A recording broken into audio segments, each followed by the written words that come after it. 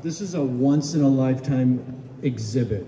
You'll never see so many significant Volkswagens, historic Volkswagens, drag cars, you name it, everything is here at as much as we could get.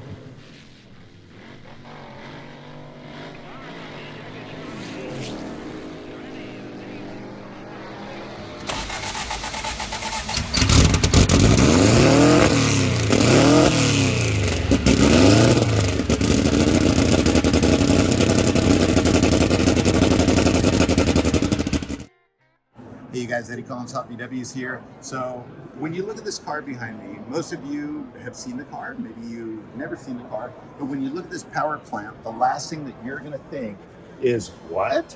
This is a 25 horse engine? I mean, this is crazy. It's a 25 horse case. And look at this, look at the setup. You guys, here I am with Burley and with Colin. These guys here, they know all about this car. Burley, thank you again for your time.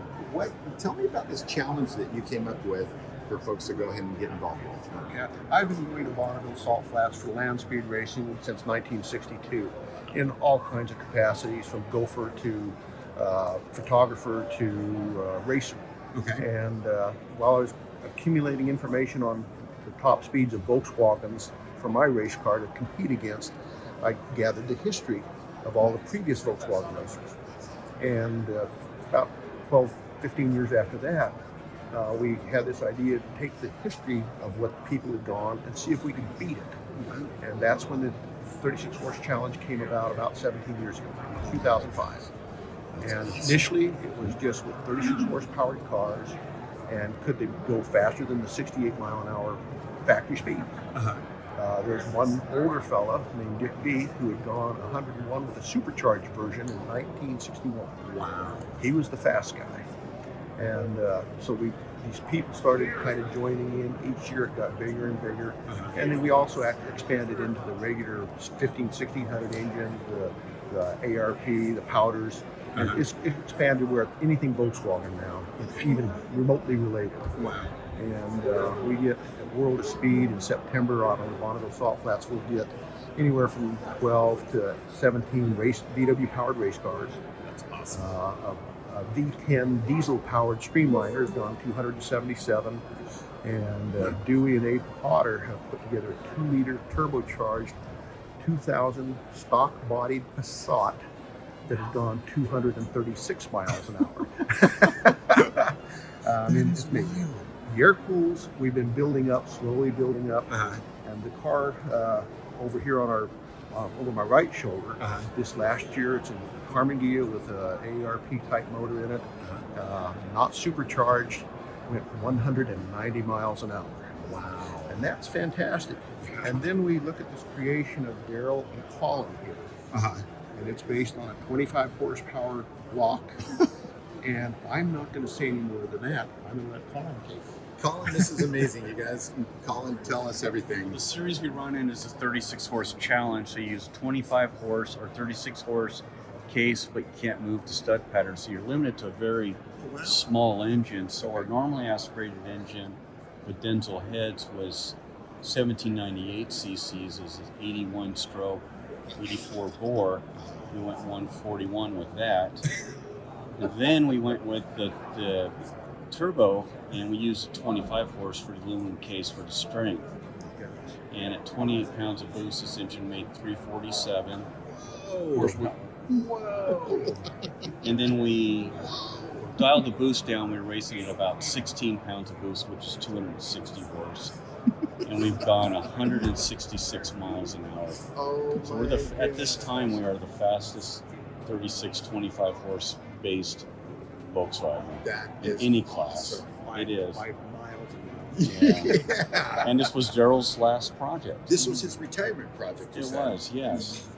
Oh my gosh! I hope And I retire. he just loved it. Yeah, And he really enjoyed it a lot. It was fun for him to get back into the air-cooled scene, because he kind of got out of the air-cooled scene when he started Tectonics in '81, and so that's 40 years. So he enjoyed it a lot and loved all the 36 horse competitors, because it's a small family. Yeah.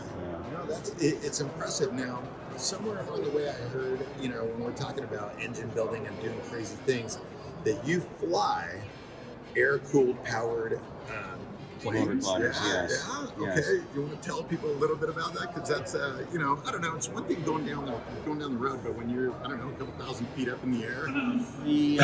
The motor glider that I fly, my dad had bought one brand new in '74, and I was lucky enough to buy one about 10 years ago and flew it back from Philadelphia, Philadelphia to Oregon. Oregon, Oh my average gosh. 97 miles an hour at 3.3 gallons an hour.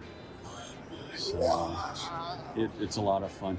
But they're lightly stressed because you're at full power for a few minutes to get to altitude, and then you're throttled back to 30, 40 horsepower is all you're taking to cruise. So they're And what altitude? it'll fly up to about 12,500. You need to be that high to fly over the Rockies. Okay. Oh my gosh. That's just, So I'm telling you, man, my hands are getting clammy. Just, you're so calm, cool, collected. You fly it over the Rockies. I'm like, I'm not going to take my bus over the Rockies. I'm on the ground. no, it's Wow. because it's an airplane. It has mandatory inspection, so it's kept in tip-top shape. That's awesome. Awesome. So past tech. Yeah, exactly.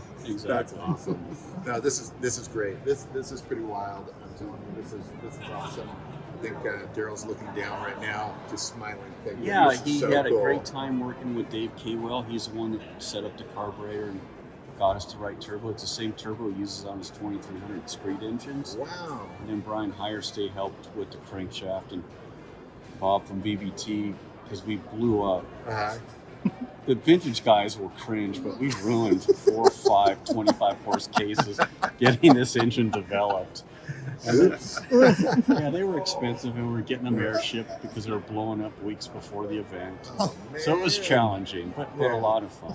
Oh, that's Yeah. cool. We're That's awesome. going to a 36 horse case next. Right? Yes, we're going Yeah, to build there a you big go. 36 Yeah. horse motor There's a next. few of those around. Yeah. I've got a couple, so if you need some, Yeah. let me know. Yeah, exactly. Well, no, that's cool. Well, thank you Yeah. so much. Thank you, This guys. is awesome. Congratulations to Yeah. you both.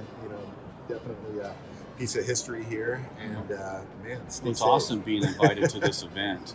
Yeah. It's incredible to see all these cars. A lot of these cars I grew up watching at the bug-ins and the Yeah. magazines, and Yeah, a lot of So- people are saying that. It is. I remember it's that really car. cool. That's what Yeah. people are saying exactly, and they still look.